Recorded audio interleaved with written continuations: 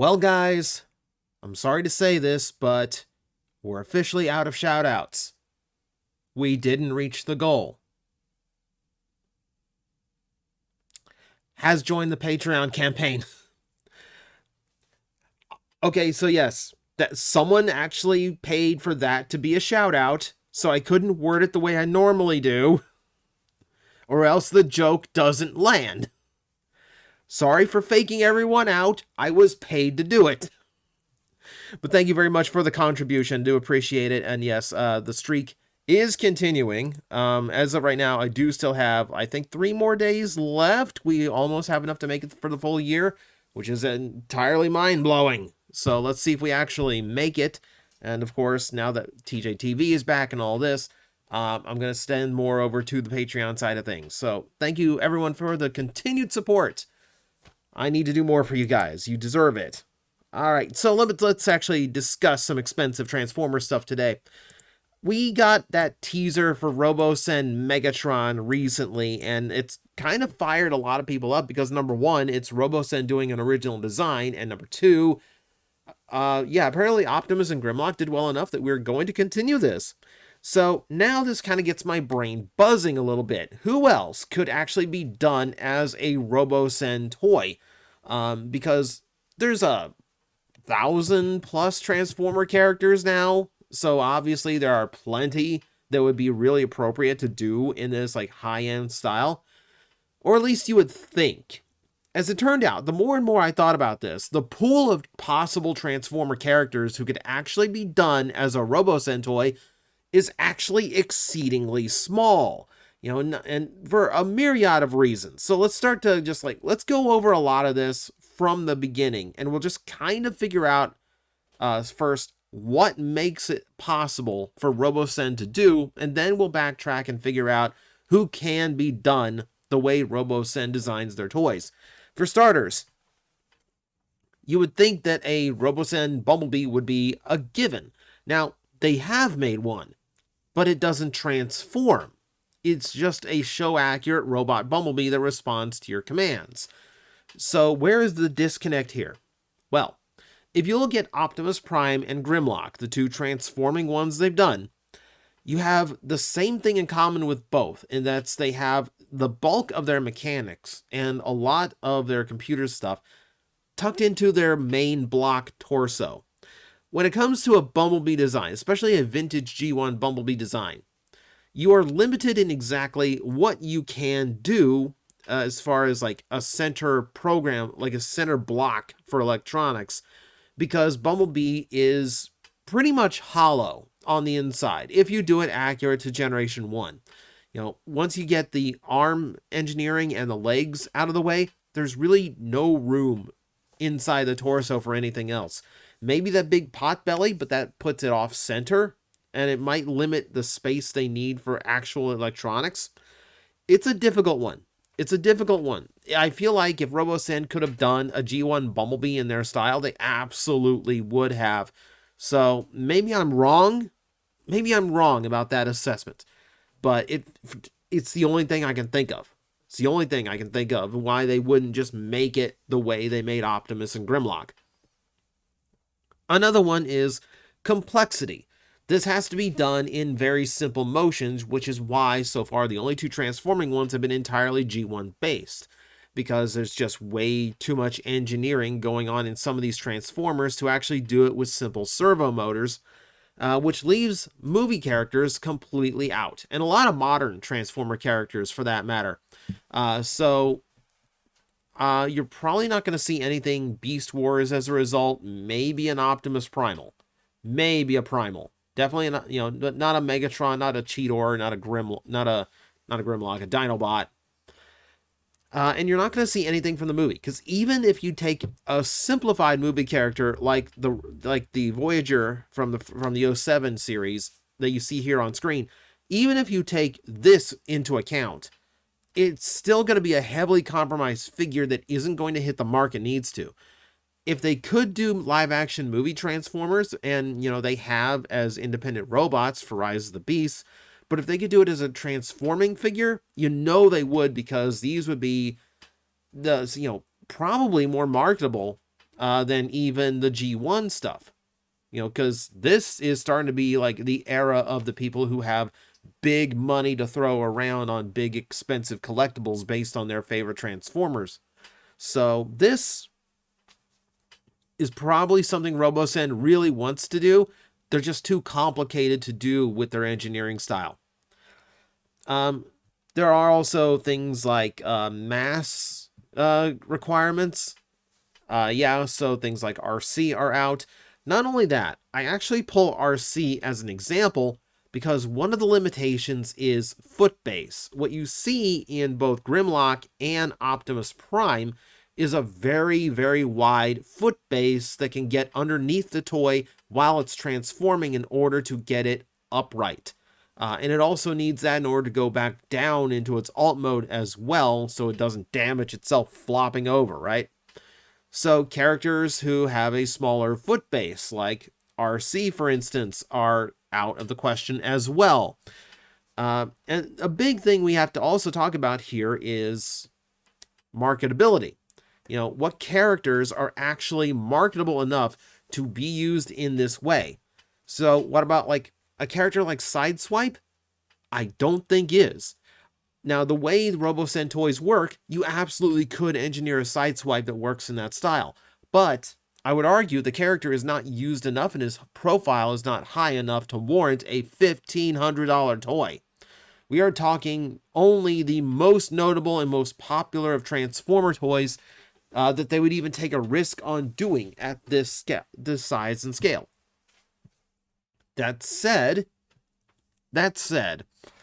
I do think you need to do some kind of car at some point. I think it's only fair that we get like a traditional, because you think when normal Joe Schmo in the public thinks Transformers, they think a car that turns into a robot, you know, not necessarily a semi-truck or a dinosaur. So in that realm, I'm going to start suggesting Transformers that could potentially work, and their likelihood of working and, you know, being a Robosen toy in the future. That will go to Jazz, would be my first choice. So you do have the notoriety, because Jazz has appeared in multiple Transformers fictions. The live-action movies, he's appeared in animated, RID 2015. He's been around. You've had a good amount of Jazz over the years.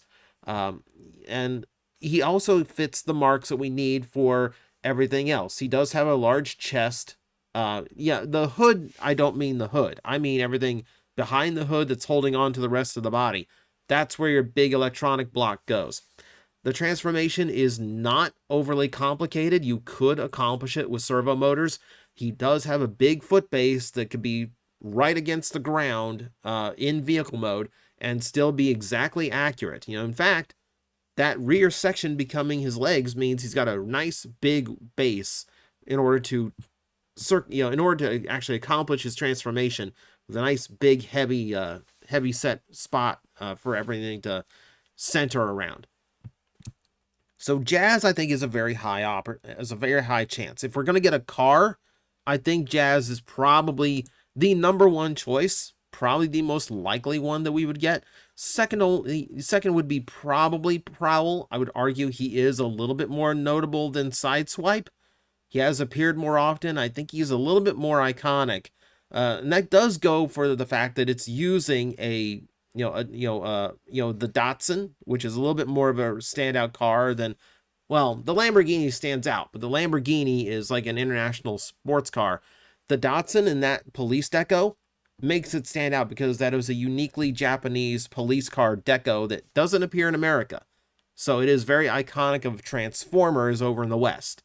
So I think that's kind of where you hit your groove on like on Prowl being identifiable and being a little bit more marketable and recognizable as a Transformer toy.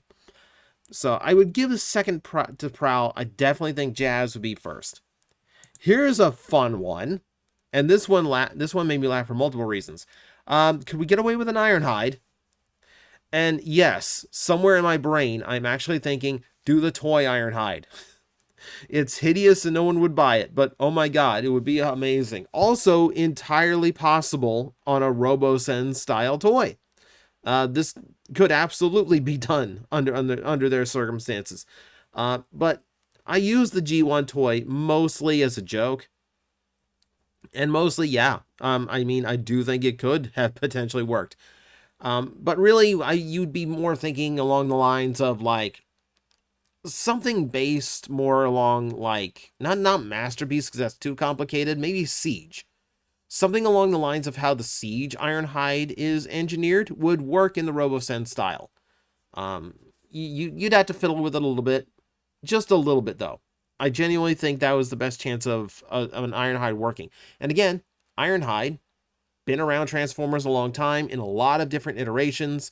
The live action movies, you know, it's the black truck, but it keeps the name and the character alive. That's the important thing about some of this name recognition stuff. Ironhide, I think, would work. Ironhide, I think you could get away with. Where you need bigger deal Autobots. We need bigger deal Autobots, though. And, like, there's not a whole lot of them that, you know, that come from the original series, so they're simple enough to work with.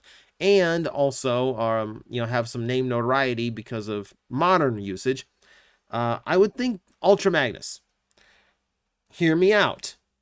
You think, wait, that armor up form, that's way too complicated to do with the Robosen engineering. I disagree because Titanium did an Ultra Magnus.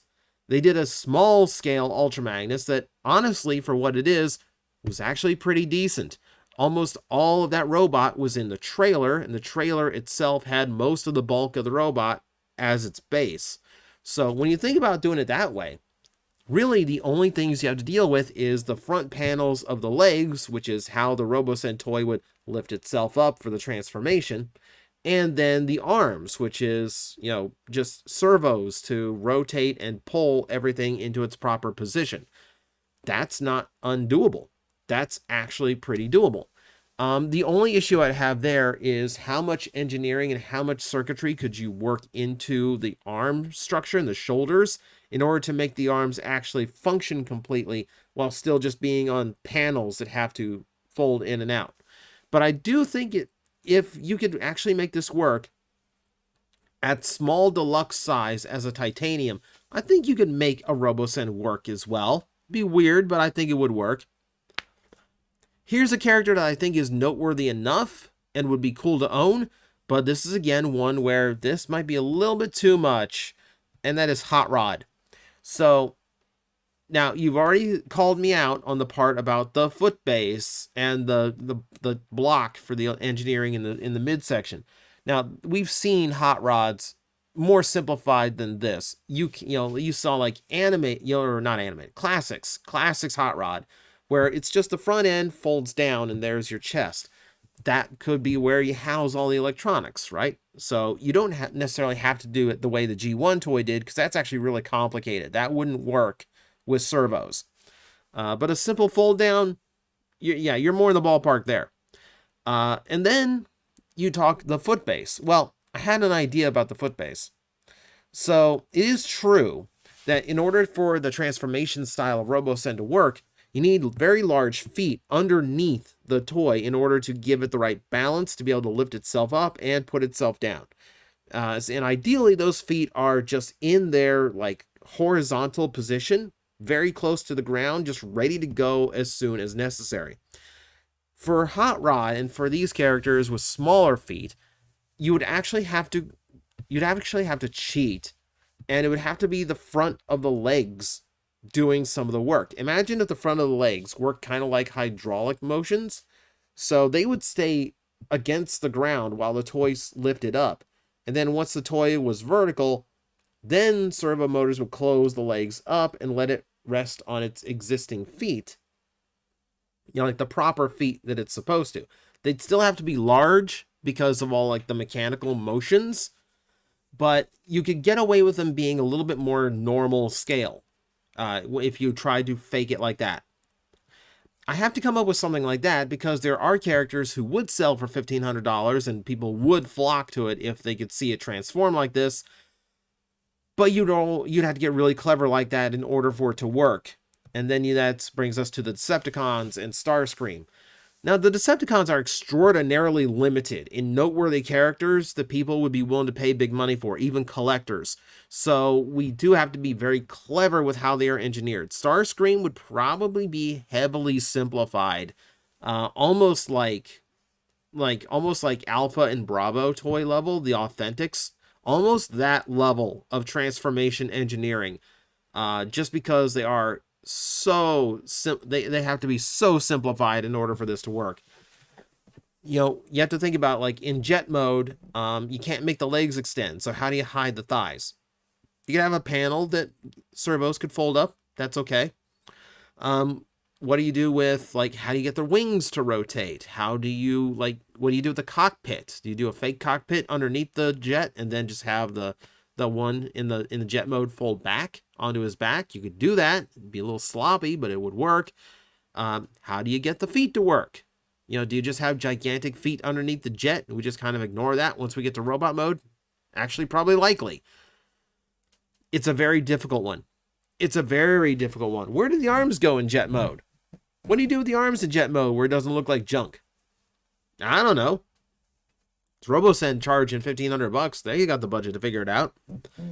But again, this makes it difficult. This makes it exceedingly difficult.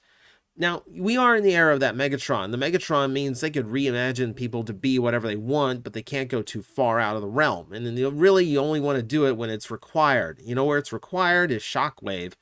Shockwave you could do as a tank. You could do the same way as Megatron. I think people would go for a Shockwave in this style.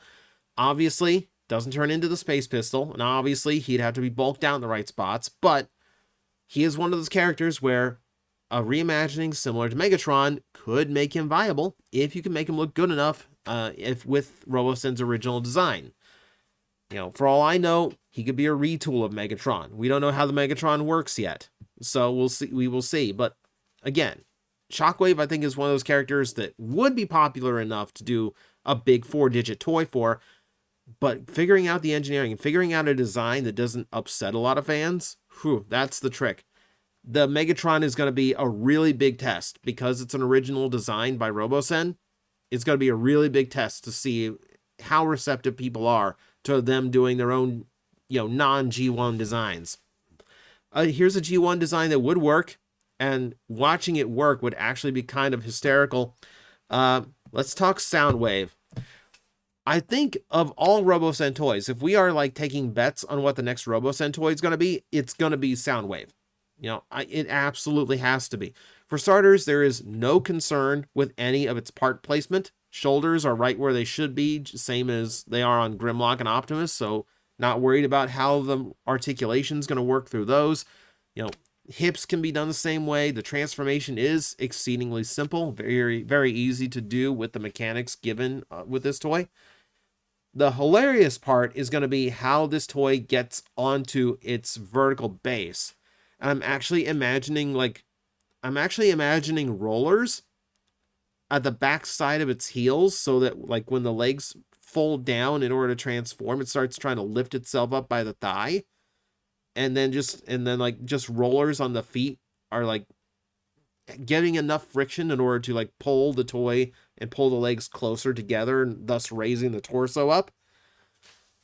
It's a weird way to do it, but it could work. And once he's on his feet, he does have a wider base. He would work for all the walking and attacking animations. The trick to him is cassettes, because the cassettes wouldn't work. MP3 player built in would be cool. You know what would be really cool? If you have a command on the app that makes him reach up and hit that button on his shoulder, not actually functioning button, but the motion is there, and the chest would then fold out and out would slide a cassette. Doesn't emerge all the way, kind of stops at the top edge of the door, and then just unfolds the wings, unfolds the head, and you have a little laser beak that's perched outside of Soundwave's chest. Few sound effects, maybe a few light effects, transform back, slides back in, door closes back on its own. And you could do that with both modes. It would be able to work in both modes. In fact, it wouldn't even interfere with the transformation of the robot. You could just leave him out the whole time and just Laserbeak just does whatever. It'd be incredibly cool. Yeah, it's not removable, but it works. It looks cool. Now, we're at the end of the video. We're over 20 minutes, as usual. Let me pitch one more to you, though, because I do think it is very possible to do in the same way the Grimlock is possible. Let's think about Galvatron for a second. Because what makes Grimlock work is that huge foot base in beast mode that he can just plant his feet down and then all of his legs unfold and can tuck underneath him. And basically everything revolves around that balance that he's able to achieve with his beast mode legs while the engineering is going off. Galvatron has the exact same potential with the arms and the legs for the cannon mode. Now, there is some fiddling that would have to be done, possibly some part-formy stuff. I don't know how you would adapt the cannon, unless that is like literally like a fold-back thing. That's where it gets a little bit tricky. But you could work a leg engineering trick similar to how Grimlock works in order to make the transformation entirely viable and doable. Again, where the cannon goes is pretty much the only thing I can't quite figure out. But I think it's possible. I actually think Galvatron might be popular enough to make this work. You know, and it helps that Frank Welker is still able to do the voices. It's still able to voice act. So we could probably get good clips out of this one too. I guess we'll see when Megatron comes out, won't we? So there's the list. Like I said, all in all, considering how many Transformer characters there are, it's pretty short because there are a lot of requirements to be this style of toy. What Robosen comes up with, we will have to wait and see. But for now, that's my wish list and how probable I think they are. Like, my money right now is on Soundwave and Jazz being the next two. You know, with the latter being up to Porsche, ultimately. But let me know in the comments which toys you would like to see in the Robosen style. And if there are any characters out there you would be willing to spend $1,500 on for a giant self-transforming version, please let me hear, because that's actually kind of interesting. So, as always, thank you very much for watching. I will see you next time.